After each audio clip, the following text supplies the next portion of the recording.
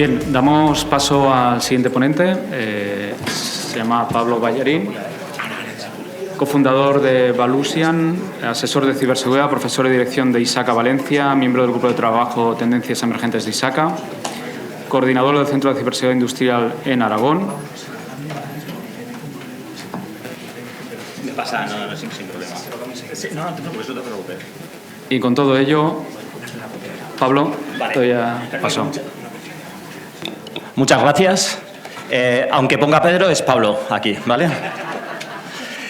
A ver, lo primero de todo, que en estas charlas podéis relajar, ¿de acuerdo? Ya están las últimas y además vengo de Zaragoza, me he pegado 3 horas, he estado escuchando a Manuel, a Lourdes, a Juan y digo, ostras, nos podemos relajar un ratito, ¿de acuerdo?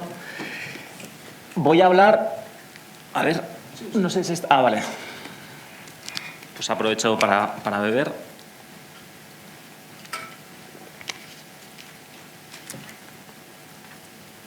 Bueno, voy a empezar, de todas formas. En el 2018, la Unión Europea lanzó una guía que llamó una guía de principios éticos para generar inteligencia artificial de confianza. Yo estudié ingeniería, soy teleco, estudié también inteligencia artificial hace muchísimos años y también filosofía, con lo cual todas estas cosas pues me resonaban bastante. Y además decía, pues realmente, ¿qué tiene que decir la inteligencia artificial o sea, la ética?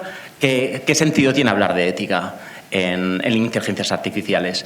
En el 2018 se empezó a hablar de cómo, pues cosas, yo qué sé, escenarios así un poco raros de tienes un coche autónomo, va a atropellar a una niña o puede atropellar a un grupo de personas mayores. ¿Qué es lo que tiene que hacer el coche? ¿Cómo se le puede enseñar?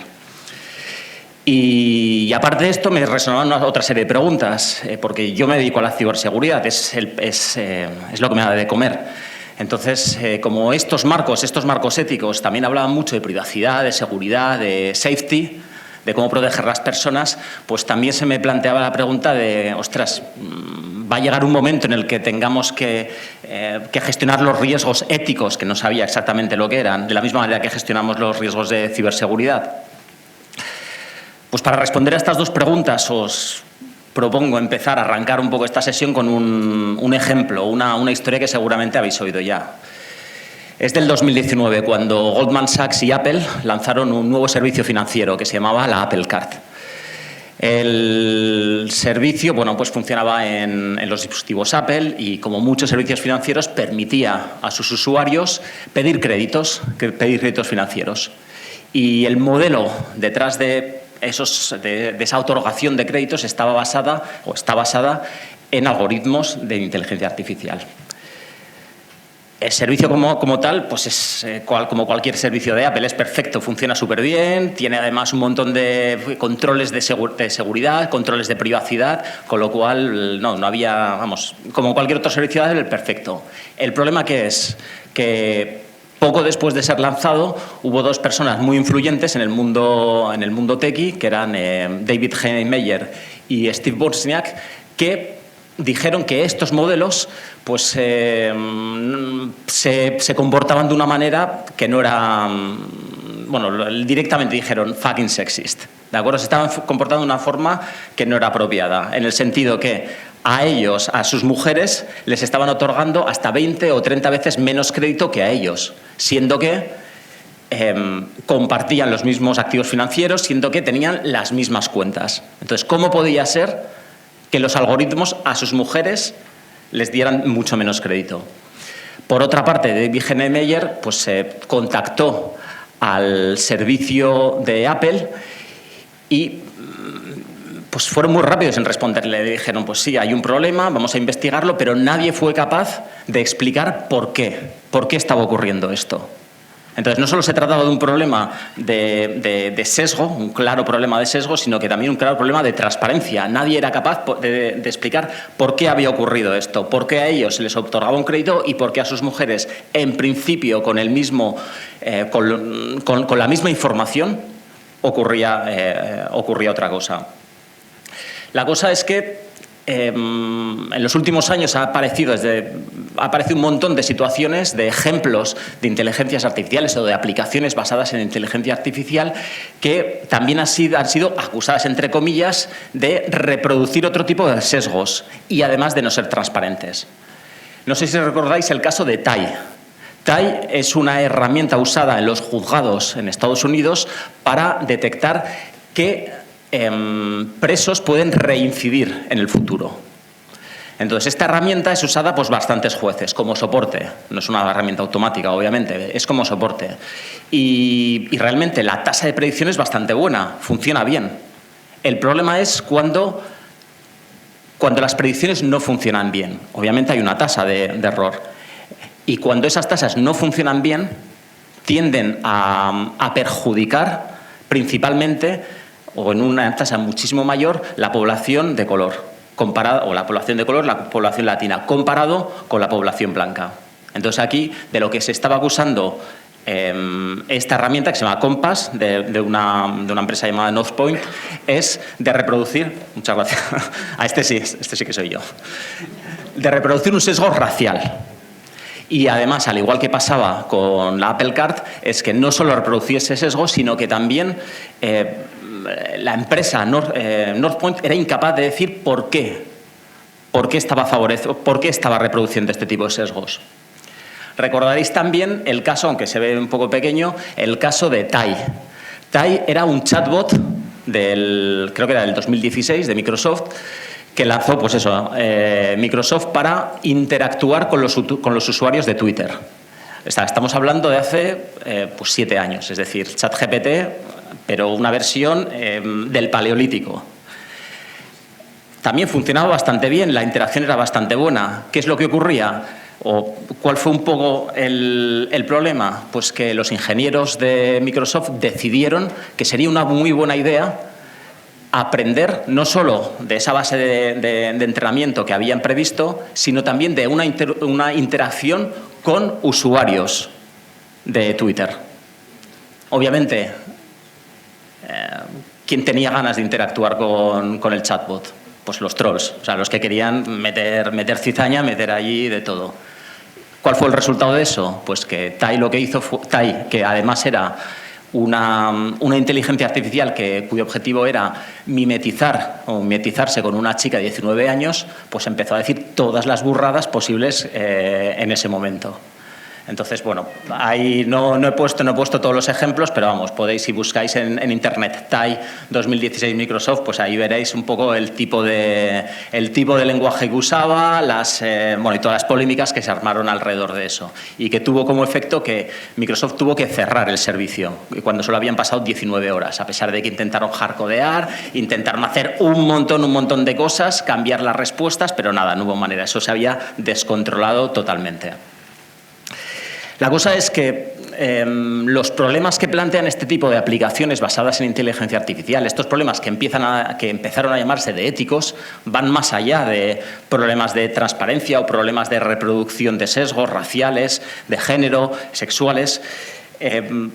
Lo que se ha visto en los últimos años y se ha acusado a muchas empresas, sobre todo a plataformas de redes sociales, basadas también en algoritmos, es que han sido programadas para ser adictivas, que crean una adicción para tenernos lo más enganchados posibles. Eso tiene unas consecuencias en las personas.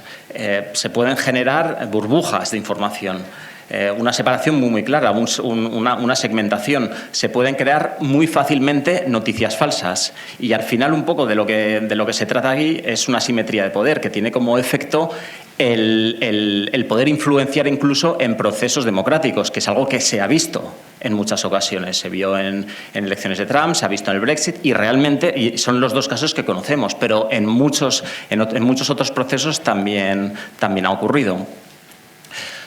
Con lo cual, ¿qué es lo que está ocurriendo? Pues que desde hace bastante tiempo hay muchas organizaciones que están diciendo que es necesario diseñar las inteligencias artificiales o la tecnología emergente en general siguiendo principios éticos.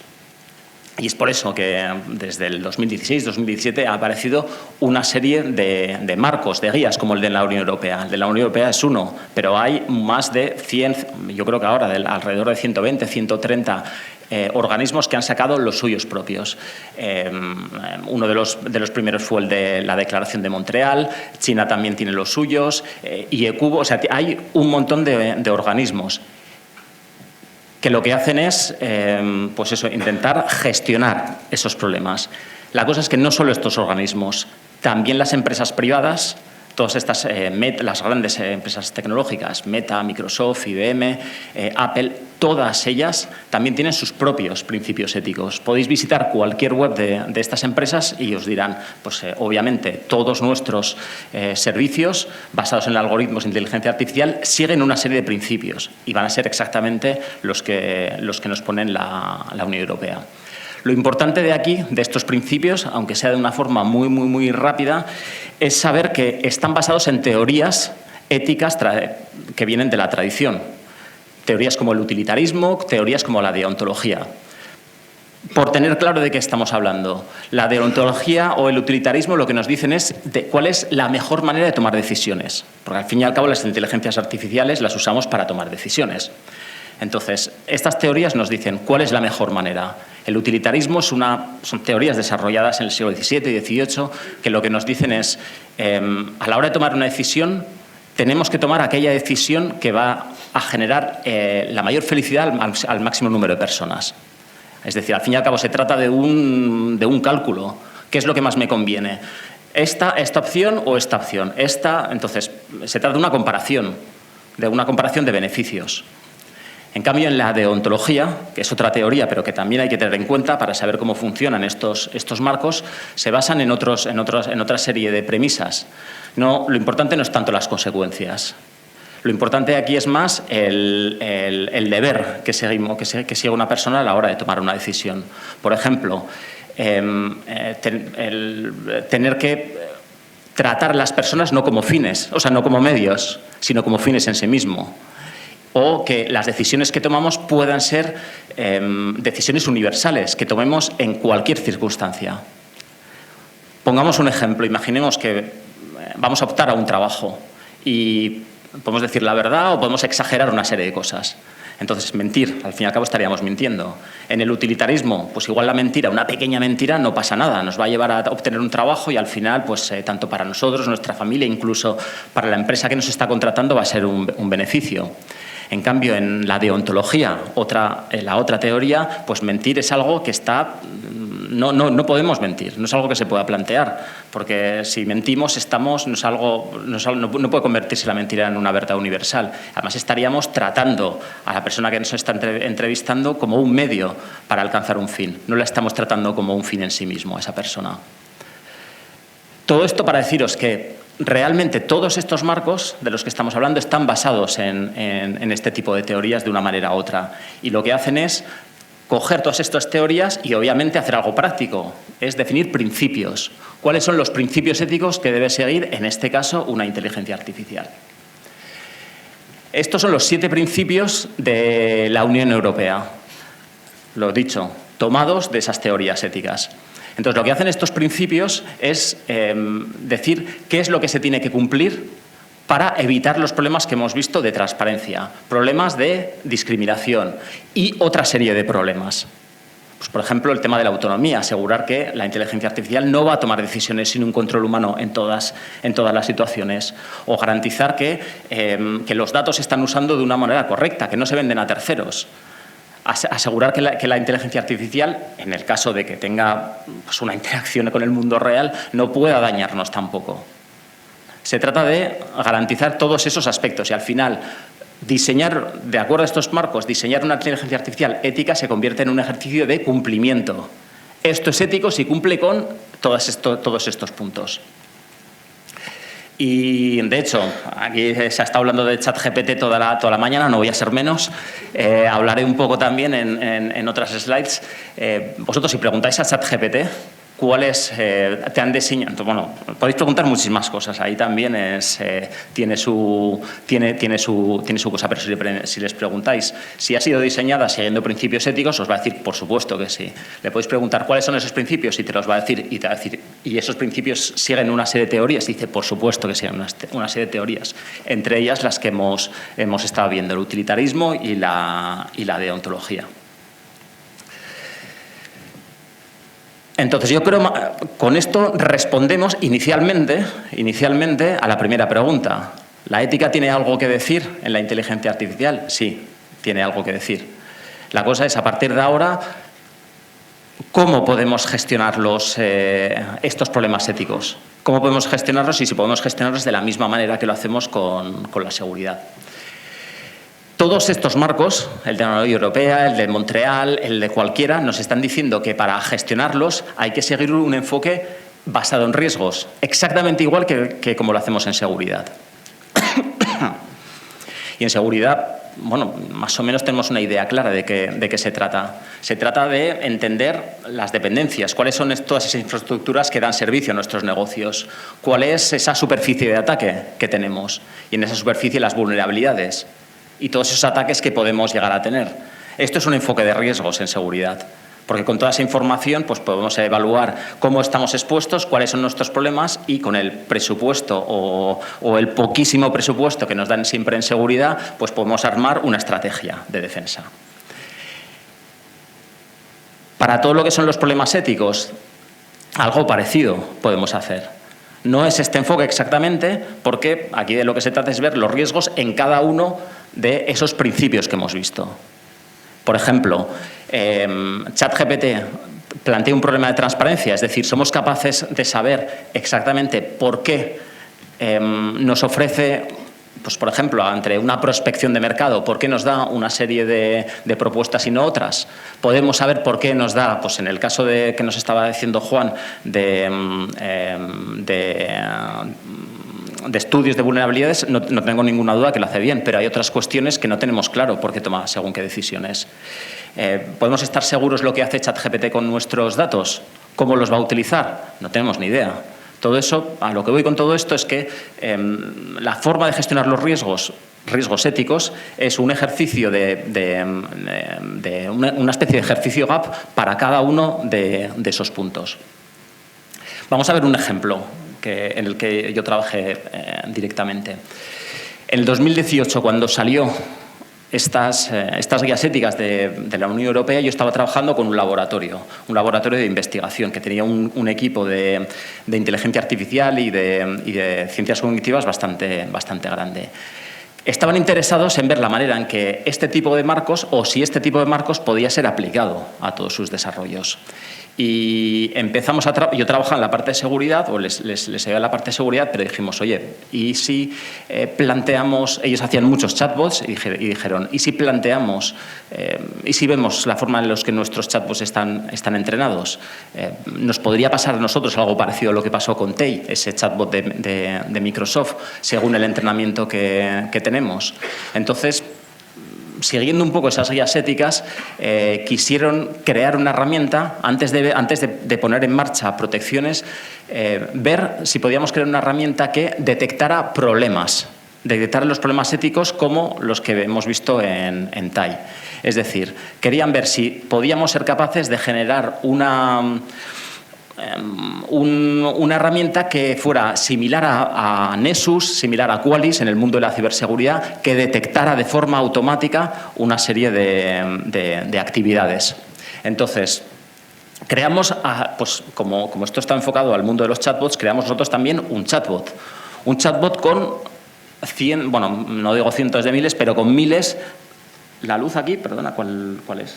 Para no irme. No funciona. Bueno, pues nada. Bueno, os iré señalando entonces. Este chatbot que creamos tenía 3 módulos principales. Una base de diálogos alineados con alguno de los principios de las guías éticas. Por ejemplo, la no discriminación o la privacidad o la seguridad. Es decir, diálogos que habíamos generado específicamente para probar algo en concreto. Teníamos una API, todo esto es el test dialogues lo que pone. Teníamos luego una API a través de la cual enviábamos los mensajes y, sobre todo, recibíamos las respuestas de los chatbots que queríamos evaluar. Esto, pensad, es como si estuviéramos evaluando ChatGPT. Tenemos una serie de diálogos que enviamos a través de una API y recibimos las respuestas. No lo hicimos con ChatGPT, que no estaba, pero con las herramientas, con los chatbots que estábamos creando en ese momento. Y finalmente teníamos un módulo que recibía las respuestas de los chatbots y los evaluaba en base a un evaluador también que a su vez había sido entrenado con inteligencia artificial para decidir si las respuestas nos indicaban que estaba cumpliendo o no estaba cumpliendo con un determinado principio ético. Aquí he puesto solamente un ejemplo. Entonces, obviamente, todo esto está escrito en Python y lo que os estoy poniendo aquí es una captura de pantalla correspondiente a la evaluación de un principio que llamamos respeto por la dignidad. ¿De acuerdo? Lo que queríamos ver es si en algún momento se le podía ir la cabeza al chat de la misma manera que había pasado con Tai y empezaba a responder de forma, cualquier burrada que hubiera aprendido en las interacciones con el usuario. Entonces, aquí lo que estáis viendo, que no sé si se ve más o menos, son 5 test. Y lo que estamos evaluando es la forma en la que en la primera línea son la pregunta que nosotros le hacíamos y en la segunda la respuesta. Queríamos ver si ante diferentes formas de saludar el chatbot respondía de una forma adecuada o no adecuada. Entonces, en este caso, obviamente os estoy poniendo un caso extremo porque se le había entrenado al chatbot que queríamos evaluar de una forma similar a Tai. ¿De acuerdo? Con personas que ponían lo que les diera la gana. Con lo cual, ante un hola, un buenos días, no sé qué, respondía en la mayor parte de los casos con un insulto. Y por eso, en la mayor parte de estas pruebas, los resultados se dan como fallidos. Es decir, no está cumpliendo con ese principio que nosotros habíamos determinado.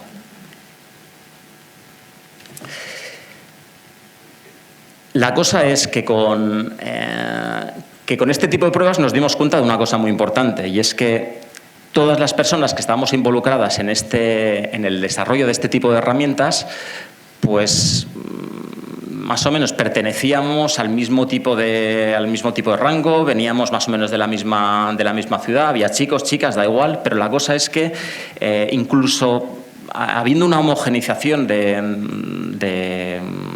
social, en muchos casos teníamos discrepancias en cuanto a qué eran respuestas correctas o qué eran respuestas incorrectas. En el caso que hemos visto antes, qué podíamos considerar como un insulto o qué podíamos considerar, por ejemplo, como humor, sin más. Y ostras, es que todo esto tenía su repercusión, porque ¿dónde pongamos el umbral? Donde decimos, oye, pues a partir de aquí esto es un insulto, esto es una broma, sin más, va a llevar a va a tener consecuencias distintas. A ver, esto era una tontería, pero para casos más importantes puede tener consecuencias sociales o consecuencias en el mundo. Y esto, por una parte, fue uno de los problemas o una de las cosas con las que nos encontramos. Y el otro, la cosa más casi que nos llamaba más la atención, es que estábamos dando por supuesto que podíamos aplicar principios éticos a algo que realmente estaba pensado para personas. Es decir, realmente Compass, esa herramienta usada en los juzgados, no es racista, de la misma manera que el servicio financiero de Apple no es racista para nada. Ni Tai se comportaba mal con las personas. No se trata de eso. No podemos enseñar no podemos poner la responsabilidad en algoritmos. Básicamente porque es que a los algoritmos les da igual todo eso. Los algoritmos no interactúan con el mundo. Los algoritmos no son ellos los que están allí, los que tienen una necesidad de llevar a cabo alguna acción.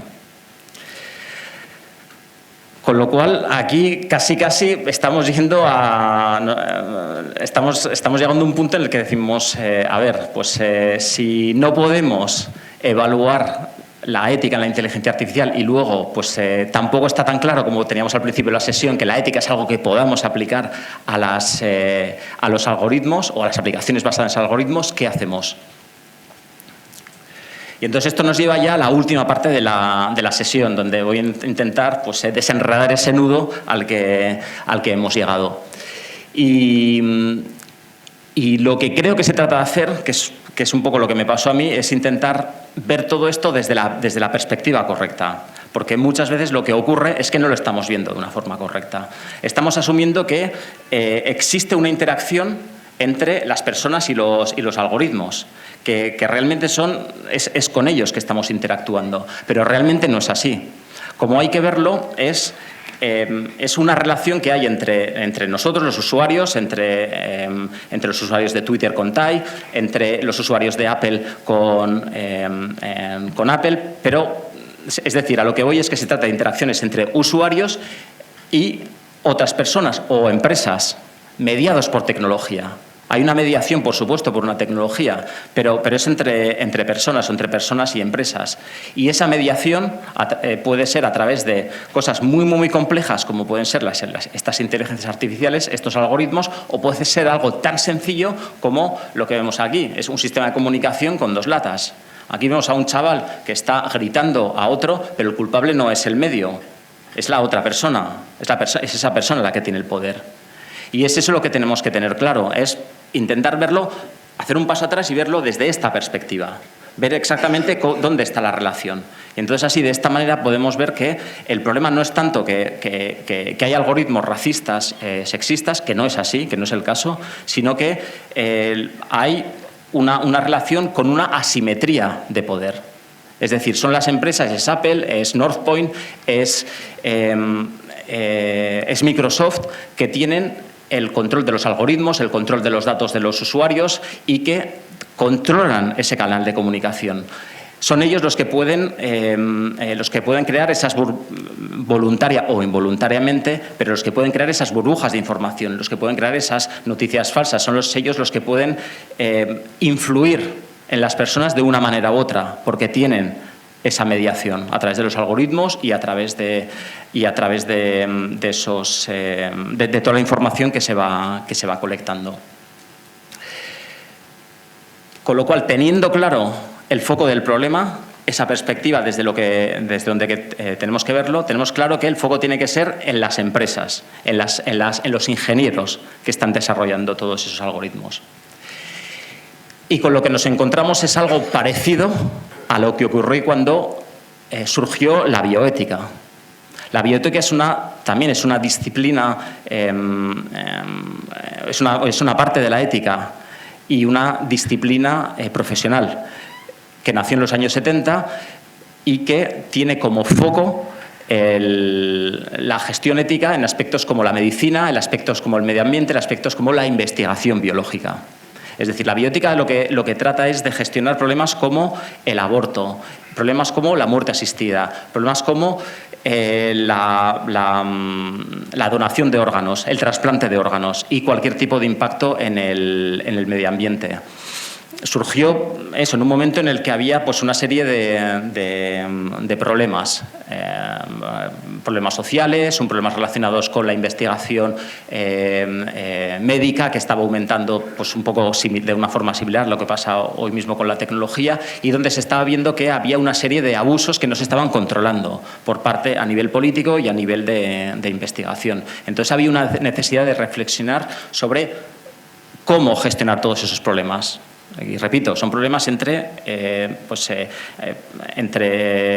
poderes políticos, problemas de empresas que empezaban a tener una gran influencia en el mundo y en los pacientes.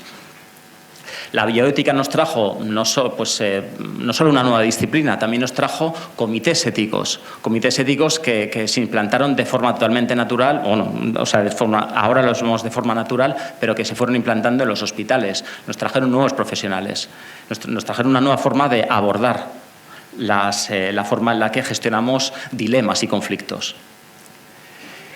Y hoy, si queremos también minimizar el impacto de la inteligencia artificial en la sociedad, en nosotros como usuarios, pues tenemos que mirar un poco lo que se hizo con la bioética, porque es algo, tenemos que seguir un poco los mismos pasos.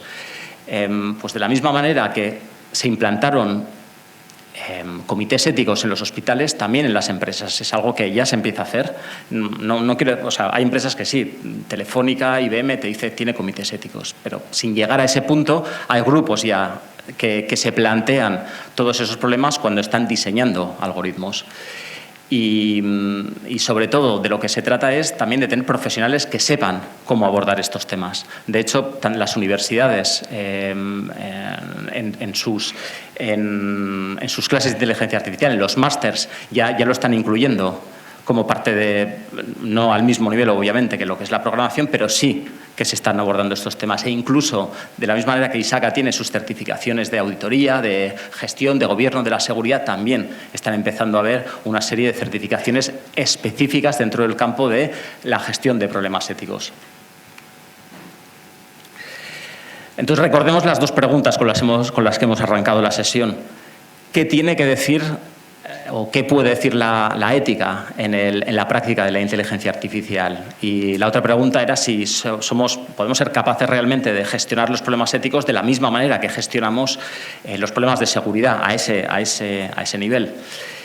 Lo que está claro, o lo que ha quedado, la impresión que tengo yo después de todos estos años es que estamos muy lejos todavía de estar en el nivel de la bioética. Nos queda mucho camino por recorrer, básicamente porque hay una falta de consenso en puntos muy fundamentales y bueno, pues todavía le hace falta bastante recorrido. Pero sea como sea, lo que está claro es que, y yo creo que también Juan y Manuel lo han señalado en las charlas anteriores, tienen que ir de la mano la ética y la inteligencia artificial, no pueden ir juntas. Si queremos que el impacto sea lo mínimo posible, tenemos que tener claro que tienen que trabajar y que se tiene que llegar a un consenso para que esa influencia en la sociedad sea lo más positiva posible.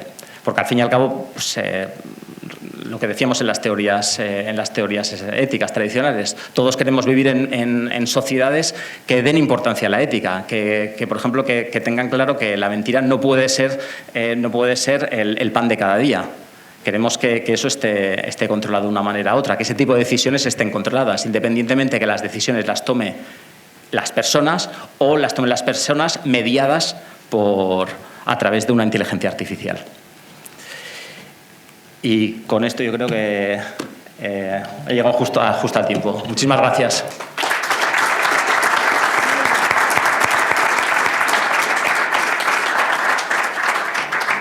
Abrimos el turno de preguntas.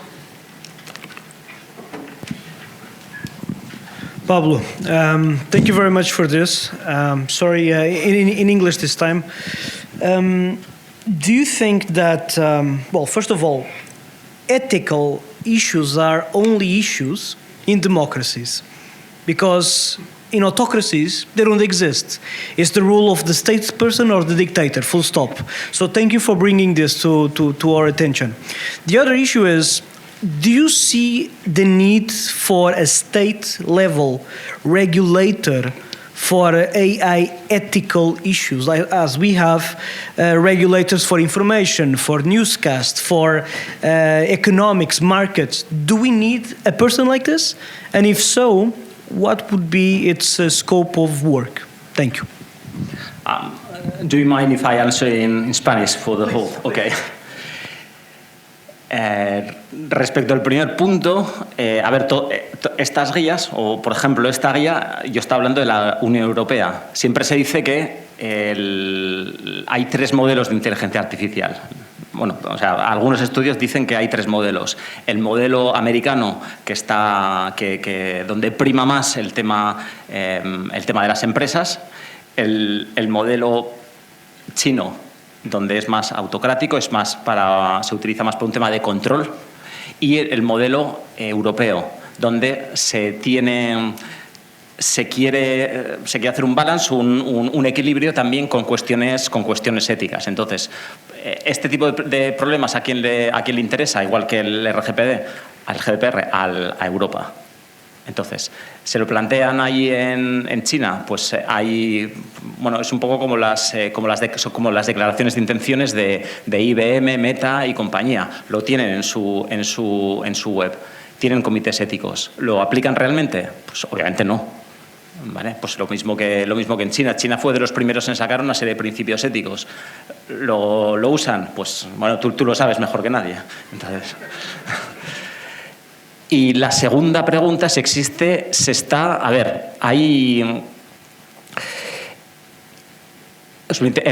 2 años, en el 2021, la Unión Europea sacó una adaptación del RGPD para la inteligencia artificial. Y entonces allí también se abordaban una serie de premisas muy parecidas en la línea de lo que ponía aquí. ¿Cuál es el objetivo? Que esas regulaciones o directiva, perdón, era una directiva, se convierta en regulación en cada país en los próximos años, con lo cual debería ser. ¿Cómo se va a hacer? Pues eso ya dependerá de cada país hasta donde pueda hacerlo y obviamente pues no lo sé, no sé qué es lo mejor, porque no sé, ahí el equilibrio no sé cuál es. ¿Ninguna más? Un aplauso, por favor. Gracias.